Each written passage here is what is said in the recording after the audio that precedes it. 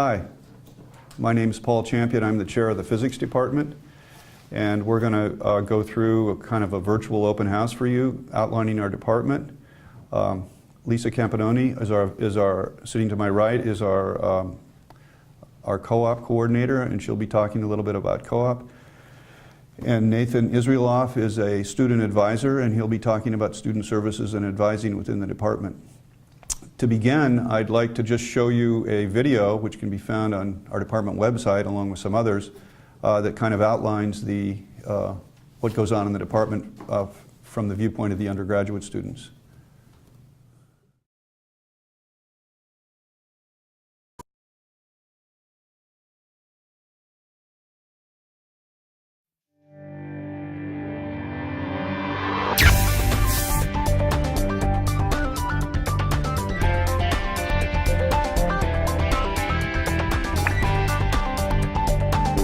The physics department research faculty is composed of biological and biomedical physics, nanophysics or nanomedicine, and condensed matter physics, particle physics and astroparticle physics, both experimental and theoretical.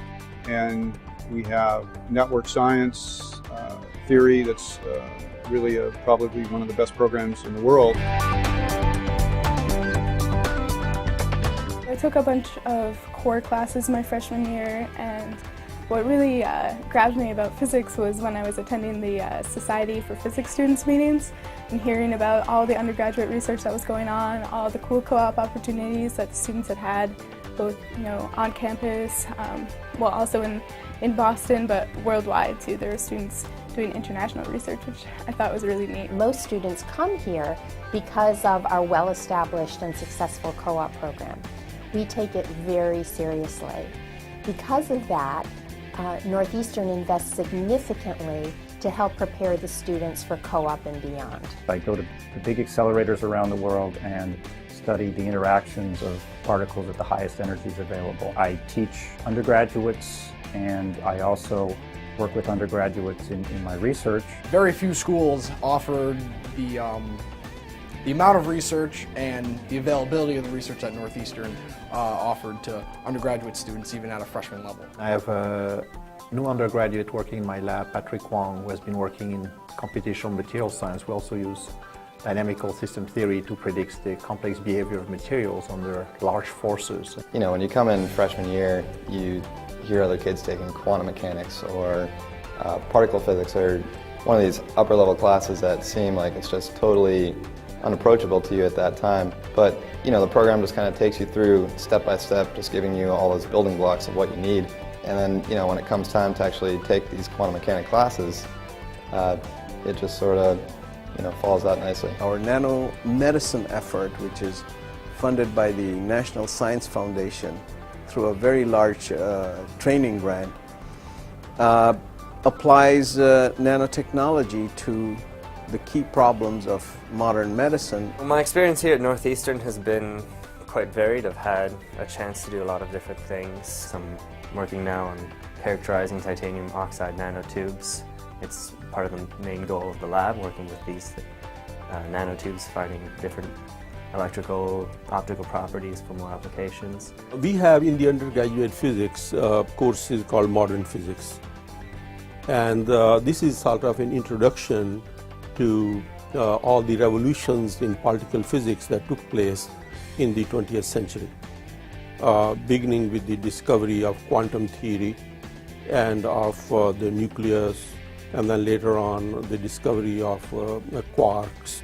So this is actually a very nice course which will excite them to go on and learn more about this field and about this nature of the universe. If an undergraduate is interested in doing research with me, there are various paths, but we have a biomedical physics major that the students can do, which prepares them, teaches them most of the physics, general physics curriculum, but also prepares them for working in biological physics.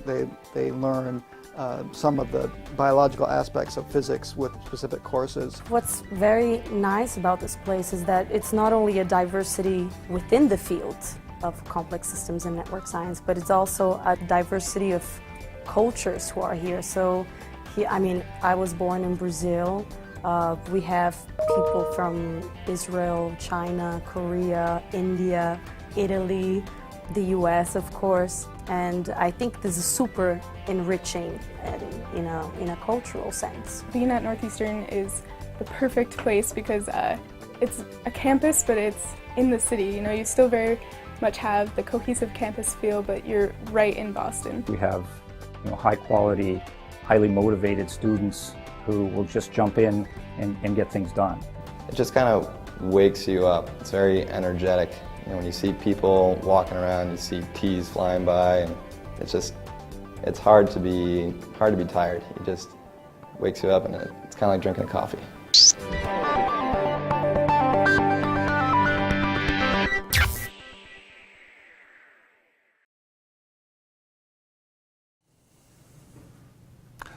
Well, that video gave you an example of some of the things going on in the department, and maybe a chance to meet some of the professors.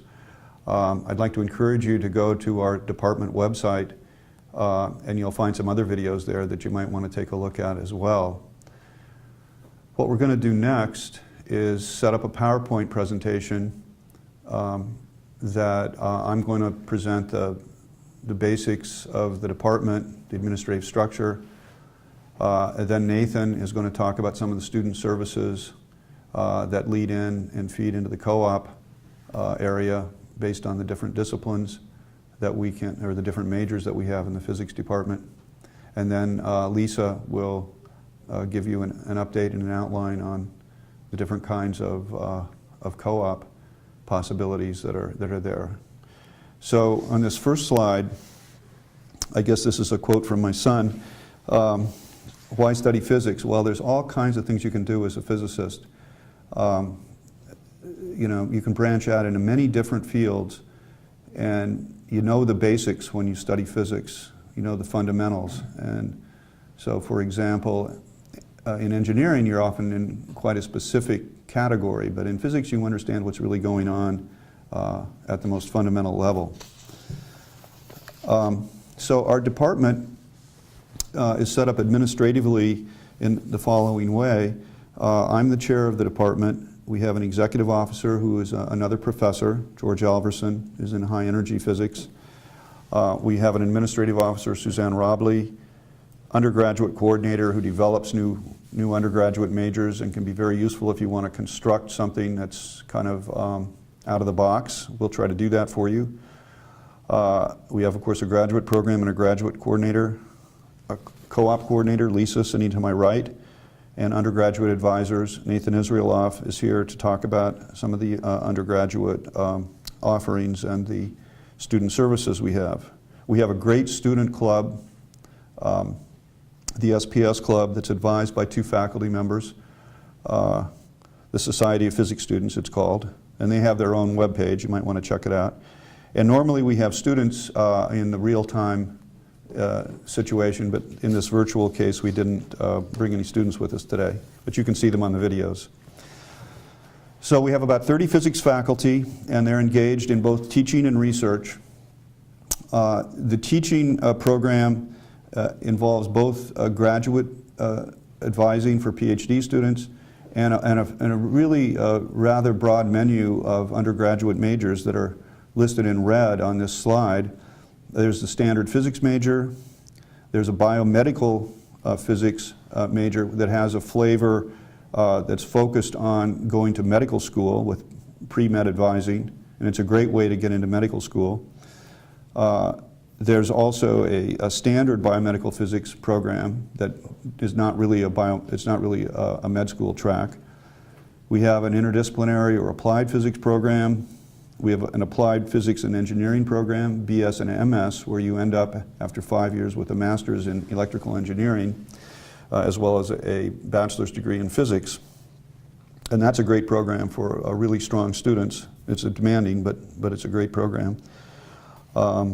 You can even get some support as a TA or RA in your last year. We have teaching programs for people who would like to go ahead and become teachers, and we also have a very new, we think, innovative program, which is a BS PhD program, where you use the co-op experience working in research labs in the department to get involved in research at an early stage and go on to get your PhD degree, probably saving you a couple of years in the overall time to PhD. Our department has 4 basic areas of research that are very well funded by the National Science Foundation, National Institutes of Health, and the Department of Energy, and so on. And the undergrads can work in these programs on co-op. And the 4 areas are elementary particle physics, astroparticle physics, biological physics, network science, and condensed matter and nanophysics. This is a busy slide. This will be posted, I believe, on the college website, so I'm not going to go through all the details. But we have the nanophysics groups that work more traditionally in hard materials, we call them. There's some various examples shown here. It's a very well-funded program. We also have a very, very strong computational material science and computational-based theoretical research going on in the department. In the next slide, I'm showing the biological and biomedical and network physics research. We have people doing neural network analysis. We have people doing various kinds of spectroscopies on biological systems. And we have one of the most outstanding network science programs in the country, if not the world, in our department. Let me go then to the next slide on research, which involves our high energy group, which is there's both an experimental and a theoretical group. The experimental group works primarily now at CERN, the high energy collider, where they've recently discovered the Higgs boson. And this is a well-funded group with 4 members, and they also take undergraduate students, and it's a great co-op to go to CERN, for example. Finally, the high energy theory group is world-renowned. We've hosted people like Stephen Hawking here at Northeastern several times, and they work on the underlying theories of high energy physics. So what I'm going to do now is turn it over to Nathan to talk a little bit about student services, and he will now control the PowerPoints. Okay, thank you. I'm Nathan Israeloff. I'm actually a faculty advisor, and I also work with students in the Society of Physics Students, which is a nice student group. Advisors, such as myself, we work with the students to come up with their curriculum, their classes, their maybe transfer credits and AP credits, those sorts of things. The Society of Physics Students is the student group that meets every week, and they have pizza. That's one of the big draws. And we have talks by students who've returned from their co-ops, and they talk about the excitement of going to China or Africa and different types of co-ops that they've done. We also have, they do some activities where they go to the Ig Nobel Prize, which is at Harvard. It's a ceremony that's kind of like a funny Nobel Prize ceremony. It's interesting. There is, for students, we also have tutoring at the physics workshop, which is manned by graduate students. And we also have peer tutoring, which is tutoring by your peers who are upperclassmen, and we have a mentoring program from upperclassmen to the younger students. Now, let me mention that we have this interdisciplinary program called PRISM, which allows students in different sciences to engage with each other and other faculty in other disciplines, science disciplines, and also high school students. So it's a very nice program. And let me turn now to co-op. As you know, Northeastern is big on co-op, and co-op is very valuable for students. They get hands-on experience in the field. They often work in research labs. They go to national labs in the U.S. as well as overseas. By the time you graduate, you have an incredible resume built up from not only your coursework, but also this incredible opportunity to work in the field. Just as an example, I've had lots of co-op students working in my lab doing nanophysics, and for me, what's great about it is that it's 6 months long, so a student can learn how to operate the instruments and take data and analyze, but then they can actually produce a result that can be published in 6 months. Recent student I had worked with me for his first co-op, and for his second co-op, I wanted him to come back, but he had an opportunity to go to CERN in Switzerland next, and so he wisely chose that, and he had a great experience over there.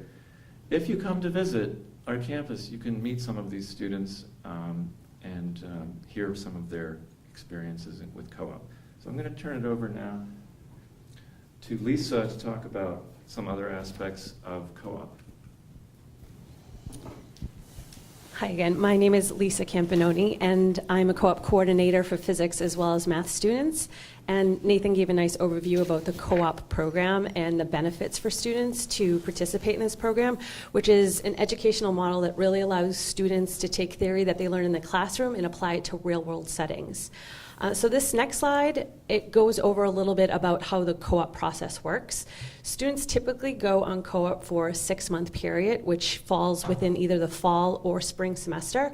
Students are also able to take a 4-month co-op, but that depends on their academic classes as well as the employer, whether or not they'd be able to take on the student for 4 months.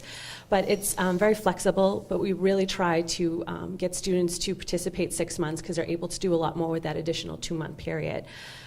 Students often ask when they can start co-op, and students typically start co-op second semester sophomore year or first semester their junior middle year. In order to go on co-op, students have to take a 1-credit development course, which allows them to learn how to write a resume, how to interview, great avenues to network, and what to do once you meet a contact, how to carry that relationship on.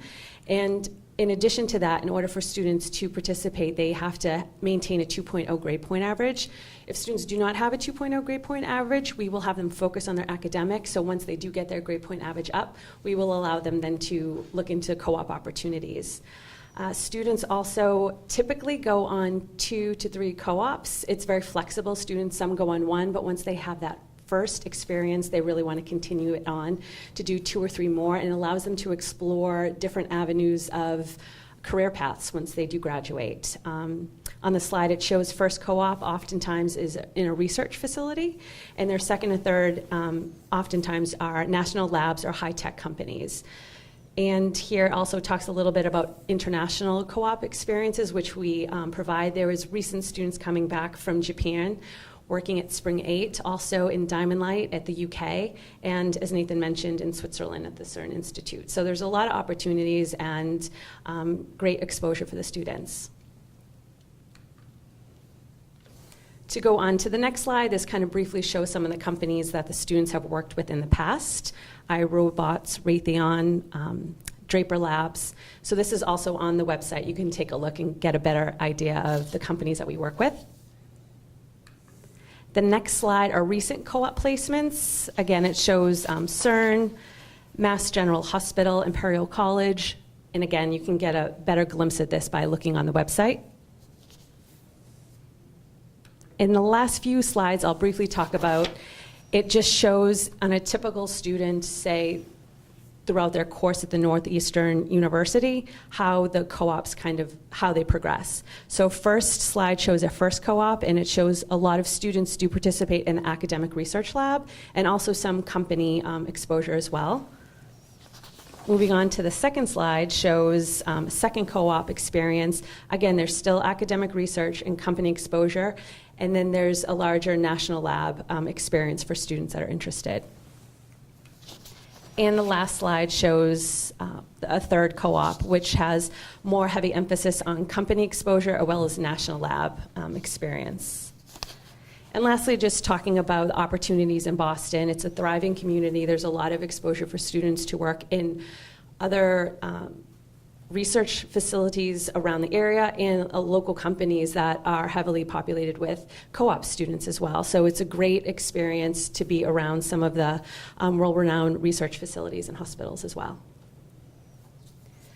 So I guess now we'll take a break for questions that will come in by email. Is that right, Lori? One of the questions is why choose physics at Northeastern? You know, what sets the physics department apart from any other physics program in the country?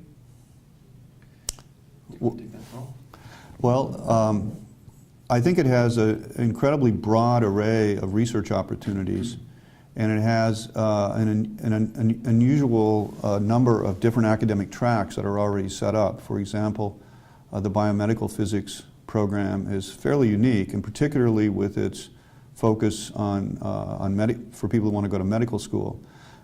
The new BS PhD program, I think, is a fairly, I don't know if there's maybe one other one in the country, but it's a perfect fit for the co-op situation, because as you could see from Lisa's slides, people often get engaged in research on campus.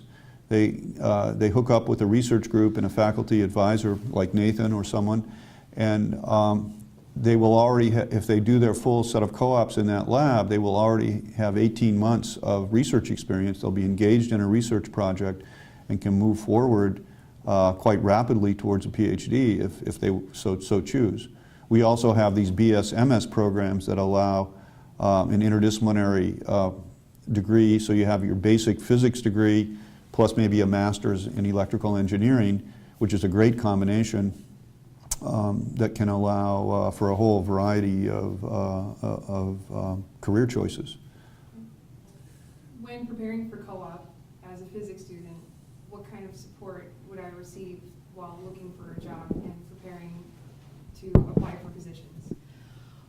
As a student who wants to go on co-op, we provide a 1-credit course that provides opportunity for students to learn how to create a resume, how to network, and during that class we always talk about the different opportunities available. Students also sometimes have particular companies that they really want to work with that we might not have established co-ops there, and we work with the students to contact individuals and try to set up a conversation to facilitate an opportunity with that co-op. So students are fully supported in every effort, and we work with them as closely as they need in order to facilitate that co-op experience. We learn how to interview. I know that some students come in not knowing how to do that at all, and they really learn how to do that, and it's great. And if necessary, Lisa will teach them how to tie their tie, right? Yes, right, yes, I will. All right, last question. It's just a subject-based question. Maybe, Paul, would you mind talking a little bit about network science? Oh, well, it's, we have a great group headed by Laszlo Barabasi in the physics department and Alex Vespagnani. It's a real interesting area that has grown out of statistical physics primarily, so the underlying theories are welling up out of the physics community. These two individuals are two of the top people in the country, and they've come together here along now with other people in the social sciences and in computer science, forming a coalition of really high-powered academics that really reach into all areas of complex systems, because complex systems are basically involve networks of some sort. Everything's connected to everything else. That's the book everybody wants for Christmas, right? How everything is connected to everything else. And you learn the techniques of how to data mine and try to figure those things out in specific systems, whether it's disease spreading issues or the stock market, metabolic networks in biology. It's every place. Well, I think it's time now to wrap up. I hope that you will, if you have other questions, either visit our website at the physics department and at the College of Science, where there are places where you can actually send in your extra questions. I think it's collegeofscience at neu.edu, but certainly it's going to be posted there on the website. The second thing I'd like you to do is please come and visit us on Welcome Day, which is, somebody help me, March, what's the date of Welcome Day? There's one in April, but there's also next Friday, the 22nd. Well, there's the College of Science Day on the 22nd, and then there's another one on April 13th. Again, these will all be posted on the department and the college websites. So thanks again, and I hope to see you here in the fall.